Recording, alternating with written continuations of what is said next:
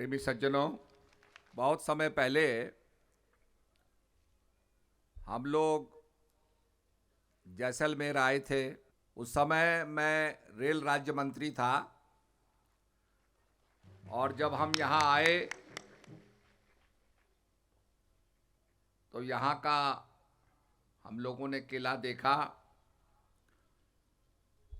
और एक पर्यटन का यहाँ एक क्षेत्र बना हुआ था, तो वहाँ पर हमने राजस्थान के सांस्कृतिक कार्यक्रम देखे। हम लोगों ने सोचा कि भारत का एक कोना है, यहाँ पर एक आश्रम होना चाहिए। तो उसके बाद ज़मीन ढूंढी गई और दीपेंद्र शेखावत जी ने बहुत हमारी मदद की और सहयोग से इस आश्रम की भूमि ली गई और आज ये आश्रम श्री गुरु महाराज जी और जगत जननी माता जी की कृपा से बन के तैयार हुआ। बहुत समय इसको लगा और जो चीज़ जितने लंबे समय से पूरी होती है वो उतनी अच्छी भी होती है। तो सभी भक्तों के लिए एक बड़े गौरव का ये विषय है कि राजस्थान के कोने में यहाँ पर आश्रम का निर्माण हुआ और यहाँ से ज्ञान का प्रचार होगा। आज हम लोग आपके कोलकाता, आसाम और सिलीगुड़ी, भारत के नॉर्थ ईस्ट के क्षेत्रों को कवर करते हुए और आपके राजस्थान में आए हैं। हमेशा हमारा लक्ष्य रहता है कि भारत के सुदूर अंचलों में वहाँ भी आत्मज्ञान का, सत्संग का लाभ मिलना चाहिए। कहा है बड़े भाग्य पाइए सत्संगा, बिने प्रयास हो तो भवभंगा। मानव को सत्संग सुलभ होना चाहिए। मैं लेखापानी, जो बिल्कुल हमारा बर्मा का बॉर्डर है, मार्गरीटा, तिनसुखिया, सब स्थानों पर सत्संग करके आया हूँ। और संतों का काम सूरज की तरह चमकना होता है और सूरज जब चमकता है तो भारत की सारी दिशाएं दिग्दिगंत हो जाती हैं, चमक जाती हैं, प्रकाशित हो जाती हैं। ऐसे ही संसार को प्रकाश देने का काम संत करते हैं। आपने देखा होगा, आप जानते ही हैं कि सतयुग हुआ, सतयुग में भगवान विष्णु के अनेक अवतार हुए। उसके बाद त्रेता युग हुआ, त्रेता युग में भगवान राम आए। त्रेता युग के बाद द्वापर युग आया, द्वापर युग में भगवान कृष्ण आए। उसके बाद ये कलिकाल है और युगों युगों में महापुरुषों का आना रहा, क्योंकि वो मानव को जगाना चाहते हैं, मानव को आत्मज्ञान देना चाहते हैं, मानव को जो अध्यात्म का रहस्य है वो समझाना चाहते हैं। लोग कहेंगे कि साहब, भगवान विष्णु का नाम, भगवान राम का नाम, भगवान कृष्ण का नाम तो हम जानते ही हैं, फिर संतों की जरूरत क्या है? तो संत ये समझाना चाहते हैं कि विष्णु का रहस्य क्या है, राम का रहस्य क्या है और भगवान कृष्ण का रहस्य क्या है। भगवान विष्णु क्या करने आए, भगवान राम क्या करने आए, भगवान कृष्ण क्या करने आए। ये जो रहस्य की बातें हैं ये संत समझाते हैं। इसीलिए कहा, आग लगी आकाश में, झड़झड़ पड़े अंगार, और संत ना होते जगत में तो जल मरता संसार। अगर महापुरुष ना होते तो अध्यात्म की बात कोई समझा नहीं सकता था। इसलिए संत लोग राम के रहस्य को, राम तो सब दुनिया जानती ही है, और हम अपने अभिवादन में राम राम सा कहते हैं, सीता राम जी कहते हैं, भगवान के राम से संबोधन करते हुए एक दूसरे का अभिवादन करते हैं। गुजरात में जाइए तो आपको जय श्री कृष्ण कहेंगे। तो भगवान के नाम का उपयोग तो हम करते ही हैं, पर भगवान के नाम का रहस्य क्या है, राम के नाम का रहस्य क्या है? तो कहा प्रथमो शाली राम हैं। पहले शालिग्राम हुए जो गंडक नदी से निकलते हैं। जैसे आपके जैसलमेर में एक पत्थर निकलता है, एक गांव से निकलता है लाल रंग का पत्थर, कहते हैं साहब इसमें दूध डाल दो तो दही जम जाएगा और उसके पानी पीने से बीमारियां खत्म हो जाती हैं। तो वो पत्थर क्या है कि उसमें एमोनाइट्स बने हुए हैं। वो समुद्र के नीचे तलहटी के अंदर था दबा हुआ, उसके अंदर काफ़ी तत्व हैं, और उसका जब आप कोई पात्र बनाते हैं, गिलास बनाते हैं, तो औषधि का वो काम करता है। तो ऐसे ही जो कॉन्शियसनेस का, चेतना का जो चरण है, वो शालिग्राम माना जाता है कि जब परम सत्ता ने अपना चरण रखा और चेतना प्रकट हुई तो वो एमोनाइट्स के रूप में प्रकट हुई, फॉसलाइट्स, एमोनाइट्स जो जल के अंदर थे, और उसको कहा प्रथमो शाली राम है, दूजो पारस राम, दूसरे परशुराम जी हैं, तीजे राजा राम हैं, और तीसरे राम कौन है? जो दशरथ नंदन हुए। दशरथ जी ने यज्ञ किया, पुत्रयष्टि यज्ञ किया, और यज्ञ में राम जी को प्राप्त किया। तो राम जी दशरथ नंदन हैं। और चौथे राम क्या है? तो कहा चौथे आत्म राम, रमय निरंतर आत्मा, सब घट आठों याम, वाही ते संतन धरो, राम ताही को नाम। उसको राम इसलिए कहा गया कि वो सबके अंदर रमण करता है। It is omnipresent, omnipotent and omniscient. और जो रमण करता है तो उसके लिए वो विधि चाहिए, जो हमें वो चक्षु चाहिए जिसको कहा दिव्य चक्षु, जो हमें जना दे। तो इसलिए महापुरुषों की जरूरत पड़ती है कि राम जो जर्रे जर्रे में रमण कर रहा है, हमारे हृदय में भी रमण कर रहा है। जैसे हनुमान जी ने अपने वक्षस्थल को फाड़ा और प्रभु राम के और सीता के दर्शन करा दिए, क्योंकि उनको विधि पता थी।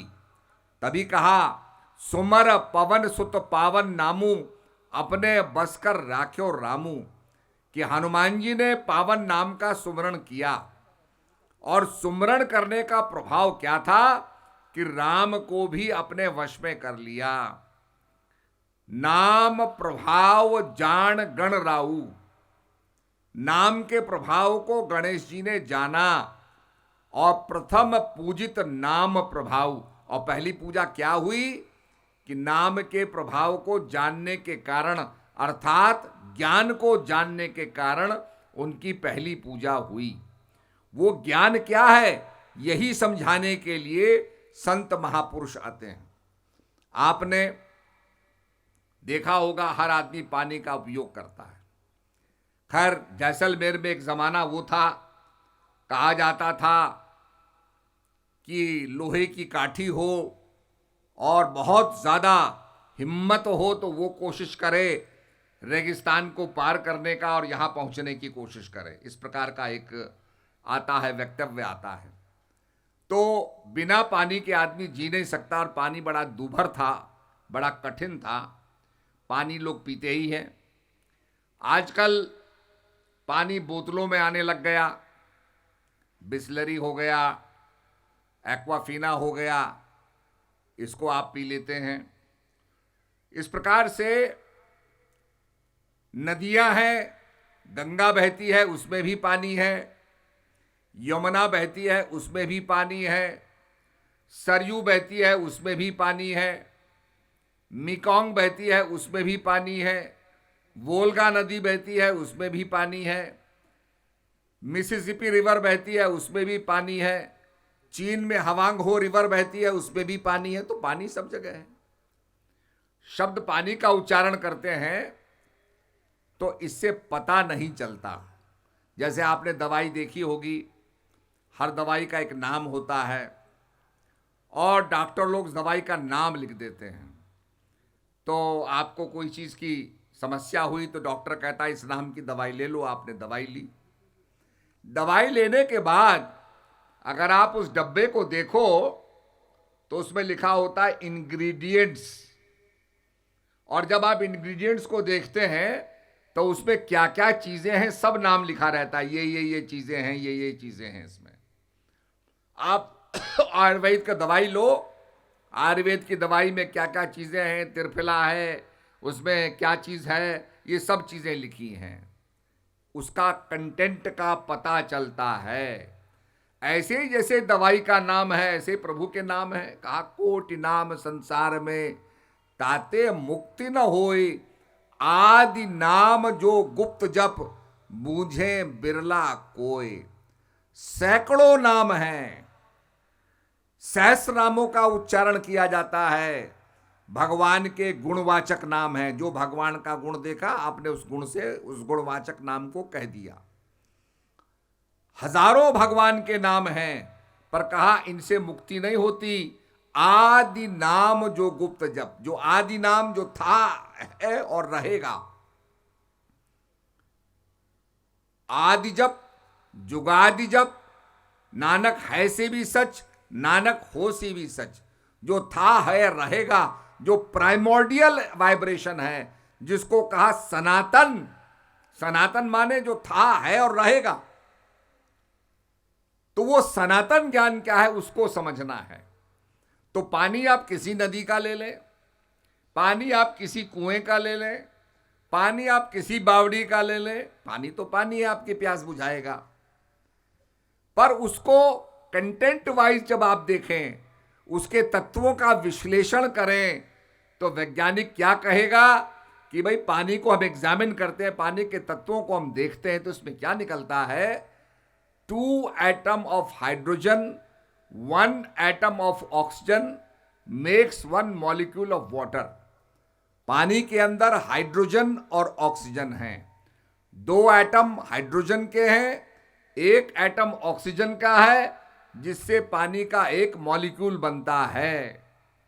तो दुनिया के किसी पानी को ले लो, किसी पानी को एग्जामिन करो, उसके अंदर हाइड्रोजन और ऑक्सीजन होंगे। तो जैसे दवाई के अंदर तत्व लिखे होते हैं, ऐसे ही संत बताते हैं कि उस प्रभु के नाम में क्या चीज है, उसका क्या भेद है। और कहा सुनी की है नहीं। जब भेद का पता चलता है तो कहा सुनी की है नहीं, देखा देखी बात। दुल्हा दुल्हन, आत्मा परमात्मा, जब आत्मा परमात्मा मिल जाते हैं तो फीकी पड़ी बारात। ये संसार रूपी बारात फीकी हो जाती है और आत्मा परमात्मा का मिलन हो जाता है। तो ये एक्सपीरियंस है जो संत बताते हैं, ये भेद है जो संत बताते हैं, और संतों के पास उसकी चाबी होती है। देखिए कितना बड़ा किला है, किला का दरवाजा है, दरवाजे में चाबी लगी है। बैंक में चाबी होती है, आपके लॉकर में चाबी होती है। आपका घर होता है कितना बड़ा और चाबी उसकी छोटी सी होती है। ऐसे संतों के पास चाबी होती है। मंत्र परम लघु जासुवस। मंत्र परम लघु, बहुत छोटा मंत्र है वो, परम लघु है। और कैसे है? जैसे गजराज तो बहुत बड़ा होता है, हाथी तो बहुत बड़ा होता है, पर हाथी के सिर में जो अंकुश होता है, जो अंकुश हाथी को कंट्रोल करता है, वो अंकुश बड़ा छोटा सा होता है, 1-2 फीट का ही होता है अंकुश। पर उस अंकुश में क्या पावर होती है कि पूरे हाथी को कंट्रोल करता। हाथी भाग जाए और महावत अंकुश को मारे तो हाथी चिंगाड़ करके और ठीक रास्ते पे आ जाता है। तो ऐसे कहा मंत्र परम लघु जासु वस। वो मंत्र परम लघु है, और वैसे ही है जैसे हाथी के ऊपर अंकुश होता है। हाथी का शरीर बड़ा होता है, अंकुश उसका बड़ा सूक्ष्म होता है।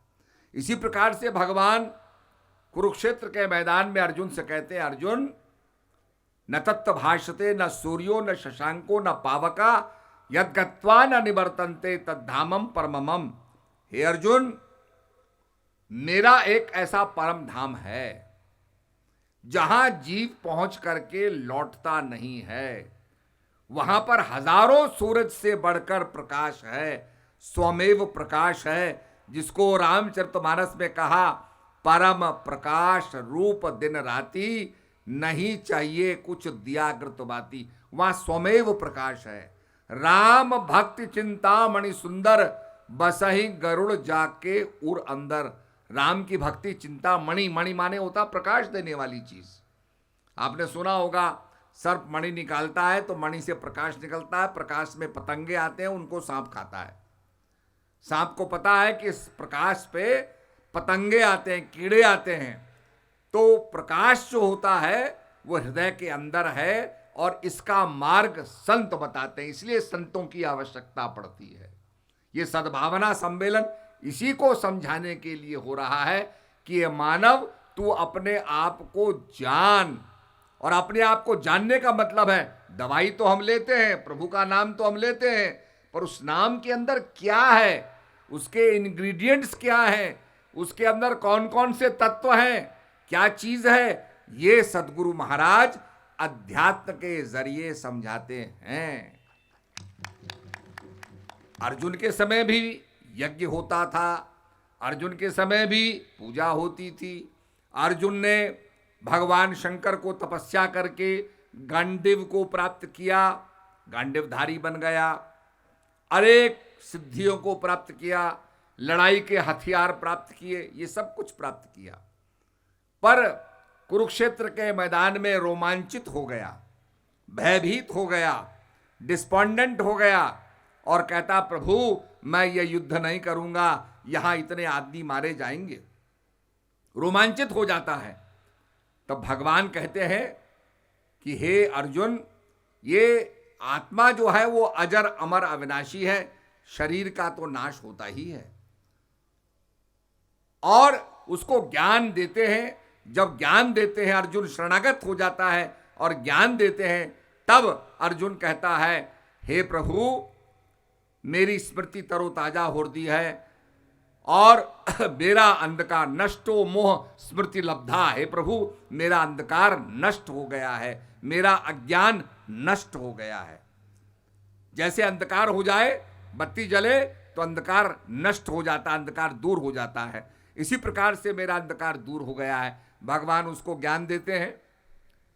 क्या उससे पहले अर्जुन धार्मिक नहीं था? क्या उससे पहले अर्जुन पूजा नहीं करता था? सब कुछ करता था, पर उसको आत्मज्ञान नहीं था। भगवान उसको लड़ाई के मैदान में आत्मज्ञान देते हैं और कहते हैं, हे अर्जुन, तस्मात् सर्वेषु कालेषु मामान स्मर युद्ध च। हे अर्जुन, तस्मात् सब काल में तू मेरा सुमरण कर। अर्जुन कहता, प्रभु, ये जो आपने ज्ञान की चर्चा की है, मेरी समझ में आ रहा है, ये मन इतना चंचल है मेरा। वो गांडीवधारी वीर योद्धा अर्जुन कहता है, मन मेरा इतना चंचल है कि बड़ा सूक्ष्म है। मैं धरती को वेद करके जल प्राप्त करना आसान समझता हूं। मैं संपूर्ण वायुमंडल की गठरी बांधना भी आसान समझता हूं, ये सुगम है, पर इस मन को काबू में करना बड़ा कठिन है। ये माइंड इतना सूक्ष्म, इतना सटल है।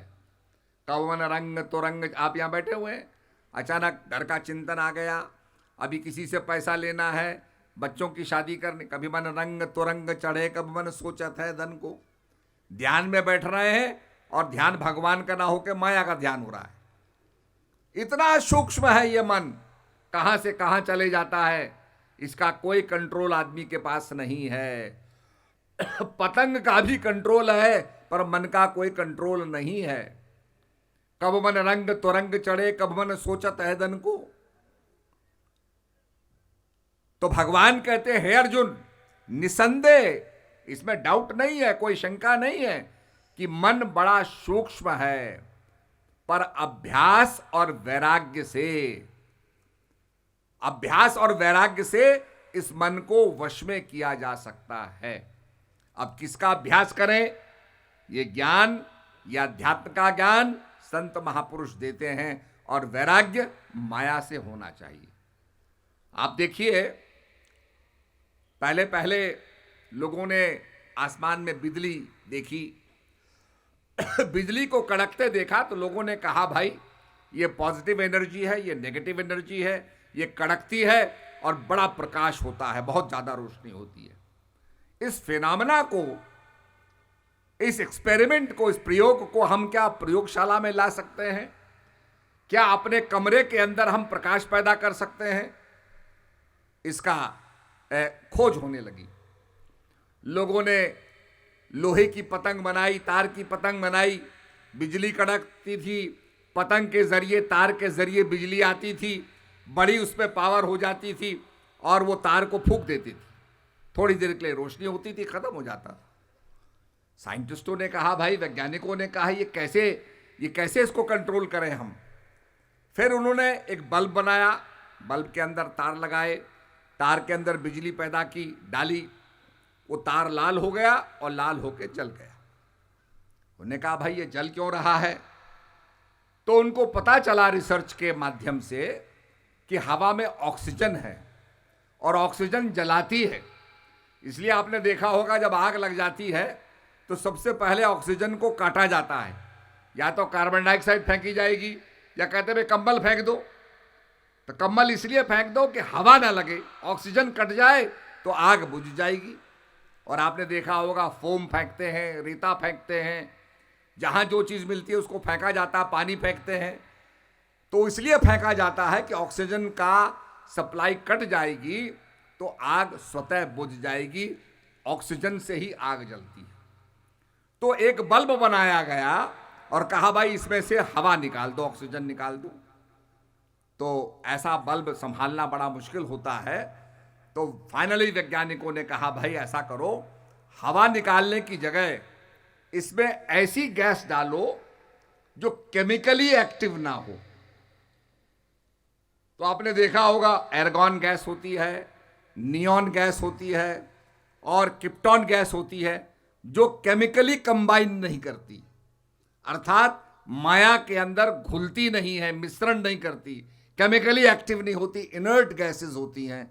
और इनर्ट गैस जब डाली गई और तार में बिजली डाली गई तो बल्ब जलने लगा। तो जितने भी बल्ब आप देखते हैं, इन बल्बों के अंदर कोई ना कोई इनर्ट गैस होती है, जिसके कारण बल्ब जलता नहीं है, ऑक्सीजन नहीं मिलती तो जलता नहीं और प्रकाश देता रहता है, उसका फिलामेंट लाल हो जाता है और प्रकाश देता रहता है। ठीक इसी प्रकार से ये वैराग्य है। इनर्ट होना माने वैराग्य होना, और अभ्यास माने प्रभु का अभ्यास करना। तो उसका ज्ञान संत महापुरुष देते। आप जब सत्संग सुनेंगे तब धीरे धीरे आपकी समझ में आएगा कि क्या हमें प्राप्त करना है। भगवान राम जाते हैं विश्वामित्र जी के पास, विश्वामित्र जी उन्हें बला अति बला का ज्ञान देते हैं, ऐसा ज्ञान देते हैं जिसमें आत्मा की अमरता का ज्ञान प्राप्त होता है। नचिकेता जब यमराज के पास जाता है, 3 दिन तक खड़ा हो रहता है, तो यमराज कहता है कि तुम इतने दिन तक खड़े रहे, इतने वरदान मांग लो। तो नचिकेता पहला वरदान यही मांगता है कि मृत्यु पर विजय प्राप्त करने का मुझे वरदान दो। यमराज कहता है धन मांग लो, संसार मांग लो, संपदा मांग लो। नचिकेता है ये धन भी खत्म हो जाएगा, संपदा भी खत्म हो जाएगी, राजपाट भी खत्म हो जाएगा, आप तो ऐसी चीज का ज्ञान दो जो अमर रहती है, जिसका नाश नहीं होता है। तब नचिकेता प्रसन्न होता है और उसे आत्मा का ज्ञान देता है। तो नचिकेता को जो ज्ञान प्राप्त हुआ, अर्जुन को जो ज्ञान प्राप्त हुआ, जिसको भगवान कहते हैं नैनम चिंतन्ति शास्त्राणि नैनम दहति पावका, ना चैनम क्लेदंति तापो ना शुचति मारुत। हे अर्जुन, ये आत्मा अजर, अमर और अविनाशी है। अस्त्र शस्त्र के काटे जाने पर इसका नाश नहीं होता, आग के जलाने पर इसका नाश नहीं होता, वायु के उड़ने से इसका नाश नहीं होता। ये अविनाशी है, जिसको साइंस में हम कहते हैं the law of conservation of energy. Energy can neither be created nor it can be destroyed. शक्ति का जन्म नहीं होता और शक्ति का नाश नहीं होता है। उसी एनर्जी को हमारे संतों ने आत्मा कहकर के संबोधित किया कि आत्मा का नाश नहीं होता है, वो अजर, अमर और अविनाशी है। इसीलिए हम हिंदू ये मानते हैं कि आदमी का पुनर्जन्म होता है। शरीर तो खत्म हो जाता है पर आत्मा खत्म नहीं होती, पुनर्जन्म होता है। और उस पुनर्जन्म से मुक्ति पाने के लिए, जन्म जन्म के मुक्ति पाने के लिए प्रभु के नाम का सुमरण करना चाहिए, तभी मुक्ति मिलती है। प्रभु का नाम क्या करता है? जैसे हम बीजों को अगर अग्नि में भून दें तो बीजों के अंदर मल्टीप्लाई करने की, उगने की क्षमता समाप्त हो जाती है। ऐसे ही ज्ञान अग्नि से संस्कार खत्म हो जाते हैं और जीव मुक्त हो जाता है, कैवल्य पद को प्राप्त हो जाता है, जन्म और मरण के बंधन से मुक्त हो जाता है। इसीलिए आपने भजन सुना, मन चाकर राखो जी। आपने देखा होगा ये तो मिलिट्री का एरिया है, जगह जगह मिलिट्री की ट्रेनिंग है, फौज की ट्रेनिंग दी जाती है। फौज में क्या ट्रेनिंग होती है? चाकर रखने की ट्रेनिंग होती है। मन की इच्छा भागने की हो रही है, नहीं भाग सकता, उसको परेड करनी होगी। उसके ऊपर पिट्ठू लगा दिया गया तो पिट्ठू लगा करके वो दौड़ेगा, कीचड़ में जाके दौड़ेगा, मट्टी में जाके दौड़ेगा। जो उसको ऑर्डर मिलता है वो उसको करना पड़ता है। तब ट्रेनिंग के जरिए वो पक्का सिपाही बनता है, तो दुश्मन से लड़ सकता है। इसी प्रकार से माया रूपी जो है, इसमें लड़ने के लिए अपने मन को साधना होगा। और गुरु महाराज जब ज्ञान देते हैं, ट्रेनिंग देते हैं, उसी ट्रेनिंग के जरिए अपने मन को साधा जाता है और तभी जाकर के हम माया से लड़ाई लड़ेंगे और लड़ करके जीतेंगे। तो इसलिए प्रेमी सज्जनों, ये ज्ञान का विषय है, जानने का विषय है, अपने मानव जीवन के कल्याण करने का विषय है। जैसे हम रोटी खाते हैं, पेट को तृप्त करते हैं, ऐसे ये जीवन को तृप्त करने की बात है। और आज ऐसे विषय पर चर्चा हो रही है, वो भी आपके जैसलमेर में चर्चा हो रही है। आपने देखा होगा जैसलमेर को क्या बोलते हैं? यहाँ सोने की नगरी है, क्योंकि यहाँ का पत्थर पीले रंग का पत्थर है, धूप पड़ती है तो सोने की तरह चमकता है। दूर से देखो तो लगता है सारा किला सोने का बना है, और नज़दीक आके छू के देखो तो मट्टी है, ये तो पत्थर ही है, इसमें तो कुछ नहीं है। इसी प्रकार से दूर से आभास होता है कि माया सब कुछ है, पर जब माया का उपभोग करो तब पता चलता है ये कुछ नहीं है। तभी कहा भर्तहरि ने कि तपो न याता बह में याता, तृष्णा न जीर्णम बह में जीर्णम, कालो न याता बह में याता। वो कहते हैं भर्तहरि बहुत बड़े राजा थे, अपनी पत्नी से बड़ा प्रेम करते थे। उनके राज्य में एक साधु महाराज एक अमर फल ले आए। कहा, महाराज भर्तहरि, आप इस अमर फल को खाओ, अमर हो जाओ, आप बहुत अच्छे राजा हो, आपका राज अमर रहेगा। इसी कामना के साथ ये फल आपको प्रसाद स्वरूप में दे रहा हूं। राजा ने लिया, संत महात्मा का प्रणाम किया, उनकी सेवा की। राजा ने सोचा मैं अमर हो जाऊंगा, पर मैं तो अपनी पत्नी से प्रेम करता हूं, तो अच्छा है कि ये मैं अपनी पत्नी को दे दूं, मेरी पत्नी अमर हो जाएगी तो बहुत अच्छा होगा। उसने अपनी रानी को दिया। रानी सेनापति से प्रेम करती थी, वो फल रानी ने सेनापति को दिया। सेनापति एक वेश्या से प्रेम करता था, उसने वेश्या को फल दिया। वेश्या ने सोचा मैं फल खा के अमर हो गई तो मैं तो यही कर्म करती रहूंगी। अरे हमारा देश का राजा बहुत धर्मात्मा राजा है, अगर वो खा करके अमर हो जाए तो बहुतों का भला करेगा। तो ये सोच के वेश्या जो है वो फल राजा के पास ले जाती है। राजा को फल मिलते ही राजा समझ जाता है सारी बात, क्या हुआ इसका। राजा के अंदर वैराग्य पैदा हो जाता है। तो राजा कहता है भोगो ना भुगता बह में भुगता, हमने भोग डाले। वो कहता नहीं, भोगों ने हमको भोग डाला है। कालो ना याता बह में याता, हमने काल समय को नहीं व्यतीत किया, बल्कि समय ने हमको व्यतीत कर दिया। समय तो चल ही रहा है, हमारे पैदा होने से पहले भी समय था, मरने के बाद भी समय रहेगा। समय ने हमें बिता दिया, हमने तप नहीं कर डाले बल्कि तपों ने हमें तपा डाला। तो ऐसी स्थिति के अंदर प्रभु के नाम का सहारा हमें लेना है।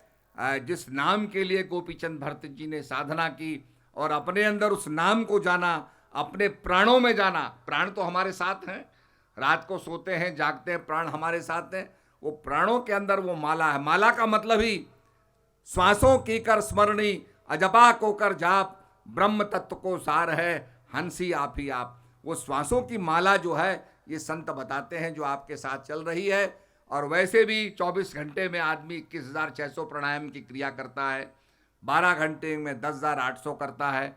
शून्य निकाल दो, बचती है 108 की संख्या। ये माला भी इशारा कर रही है, भाई श्वासों की माला को फेरो।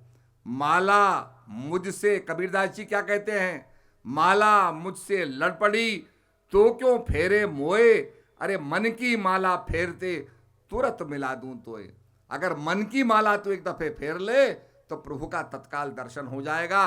राम राम सब कोई कहे, दशरथ कहे न कोई, एक बार दशरथ कहे तो कोटि कोटि फल होए। दशरथ माने 10 इंद्रियों को एकाग्र करके जो आदमी प्रभु का नाम लेगा उसका कल्याण हो जाएगा। तो आज उसी की चर्चा हम कर रहे हैं। अपने हृदय के उस नाम को जानो, उसका भजन करो, वही कमाई हमारे साथ जाने वाली है। बाकी सब कुछ यहाँ का यहीं रह जाएगा। इन्हीं शब्दों के साथ यहाँ पर जानकारी प्राप्त करने के लिए हमारा आश्रम भी है। संत महात्मा भी आपके पूरे राजस्थान में प्रचार करते हैं। टेलीविज़न पे भी हमारा जो है प्रवचन आते रहते हैं, उसको भी आप सुनिए। और बड़ी प्रसन्नता की बात है, जब मैं यहाँ आया था तो हमारे पास एक फाइल आई थी जब मैं रेल राज्य मंत्री था कि जी पोखरन जो है वहाँ पर यातायात नहीं है, तो ये रेलवे स्टेशन यहाँ पर नहीं रहना चाहिए, इसको हटाया जाए। उस समय मैंने कहा भाई पोखरन के अंदर अणुबम का विस्फोट हुआ है, यहाँ पर आणविक टेस्ट हुआ है। ये ऐसी जगह है जिसको देखने के लिए हमारी आने वाली पीढ़ी आएगी और देखेगी कि भारत की क्या उपलब्धि थी। बाद में दोबारा भी अटल बिहारी वाजपेयी जी के ज़माने में दूसरा विस्फोट हुआ और हमने जो आणविक शक्ति का प्रयोग किया और भारत उसके अंदर आगे बढ़ा और न्यूक्लियर क्लब में शामिल हुआ। तो ये बहुत बड़ी हमारी उपलब्धि थी। बाद में मुझे पता चला कि भाई वहाँ आपके रामदेव जी का भी देवरा है, तो वहाँ पर भी वो स्टेशन तत्काल रहा, हटा नहीं। तो ये बहुत बड़ी उपलब्धि रही। उसके बाद जब यहाँ हम लोग आए तो लोगों ने बड़ा स्वागत किया हमारा कि साहब आपने वो जो स्टेशन को बरकरार रखा, इस क्षेत्र के लिए बहुत बड़ी बात है। तो हम तो यही चाहते हैं कि वो स्टेशन बरकरार तो निश्चित रूप में रहेगा, पर देश की सेवा करेगा, ताकि देश ने जो बड़ी वैज्ञानिक उपलब्धि हमने प्राप्त की उसका साक्षात्कार हमारे आने वाली पीढ़ी करे। तो इन्हीं शब्दों के साथ, रावी की रवानी बदलेगी, सतलज का मुहाना बदलेगा, कर शौक में तेरे जोश रहा, तस्वीर का जामा बदलेगा, बेजार ना हो बेजार ना हो, ये सारा फसाना बदलेगा, कुछ तुम बदलो कुछ हम बदलें, तब तो ये ज़माना बदलेगा। इन्हीं शब्दों के साथ सबको मेरा दुआ आशीर्वाद।